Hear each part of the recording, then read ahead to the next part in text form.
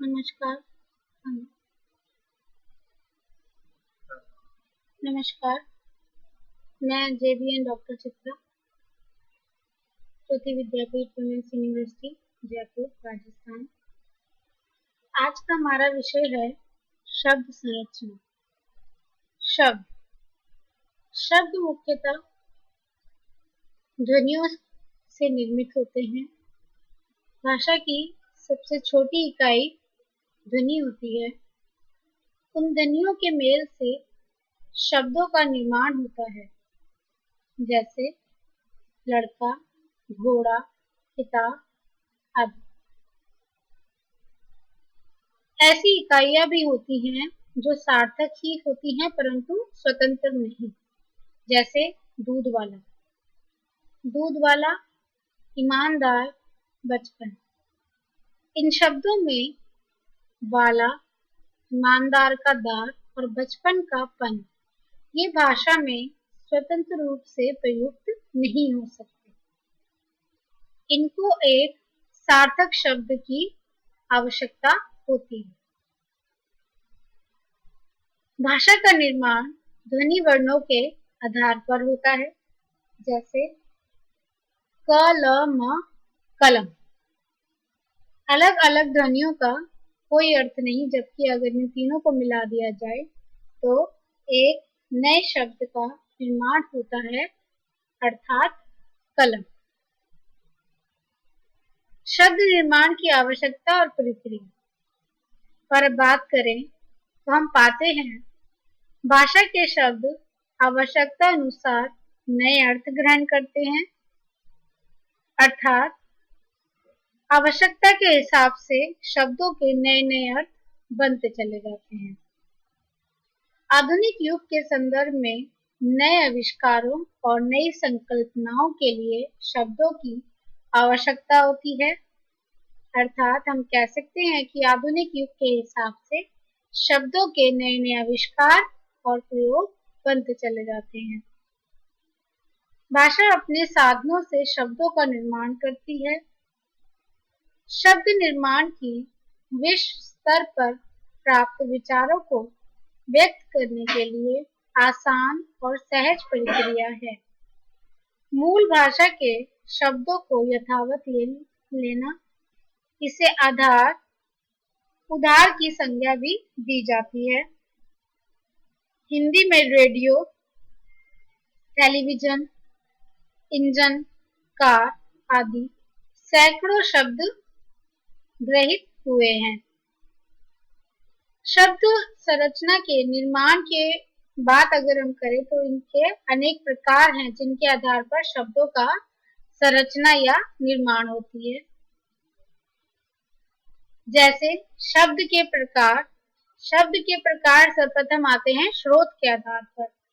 जो प्राचीन स्रोत हैं उनके आधार पर शब्दों का किस प्रकार निर्माण होता है या एक नए अर्थ की परिकल्पना होती है।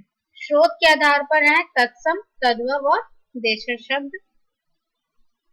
इसके बाद अगर अर्थ के आधार पर बात करें तो हम पाते हैं पर्यायवाची शब्द, विलोम शब्द और अनेकार्थी शब्द। रचना के आधार पर अगर हम बात करें तो हम ऋण, यौगिक और यौगिक ऋण या ऋण यौगिक शब्दों की बात कर सकते हैं। वहीं प्रयोग के आधार पर पूर्ण पारिभाषिक और अर्थ पारिभाषिक शब्द होते हैं और प्रकार्य के आधार पर संज्ञा, सर्वनाम, विशेषण आदि शब्द होते हैं। ये पूरी संरचना के आधार पर शब्द संरचना होती है, जिनमें आज हम बात करेंगे तत्सम, तद्भव और देशज, जो स्रोत के आधार पर शब्द के प्रकार हैं, उनकी बात करेंगे। सबसे पहले हम बात करते हैं तत्सम शब्दों की। तत्सम शब्द वे शब्द होते हैं जो संस्कृत भाषा के शब्द थे और जिनका हूबहू प्रयोग हिंदी भाषा में किया जाता है, जैसे धर्म, गुरु, मृत्यु, सर्प, पुनः, पूर्व, निर्दयी, केंद्र, विद्युत, प्रातः आदि। ये वे शब्द हैं जो संस्कृत रूप में हैं और इनका इसी प्रकार प्रयोग हिंदी भाषा में किया जाता है। तद्भव शब्द। तद्भव शब्द वे शब्द होते हैं जो संस्कृत भाषा से रूप बदलकर हिंदी में अपना स्थान पा चुके हैं। जैसे दुग्ध का हो गया दूध, क्षण का क्षण, कृष्ण का काना, अश्रु का आंसू, सर्प का सांप, दंत का दांत आदि। ये थे तद्भव शब्द। अब अगर हम देशज शब्दों की बात करें तो देशज शब्द वो होते हैं जो किसी क्षेत्र विशेष के आधार पर अपना रूप निर्माण कर चुके हैं। जैसे भोंपू, टोटी, भोंदू, थप्पड़, अटकल, झंकट, सिलवट आदि। ये थे देशज शब्द जो किसी क्षेत्र विशेष के आधार पर निर्मित होते हैं और एक अपना नया रूप समय के अनुसार धारण कर लेते हैं।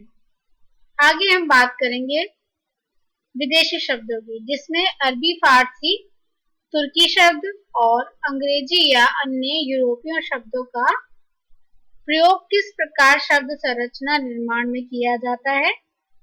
तो सबसे पहले आते हैं अरबी, फारसी और तुर्की शब्द। जैसे अदालत, चपरासी, मुंशी, जुर्म, कागज, कानून, गलीचा।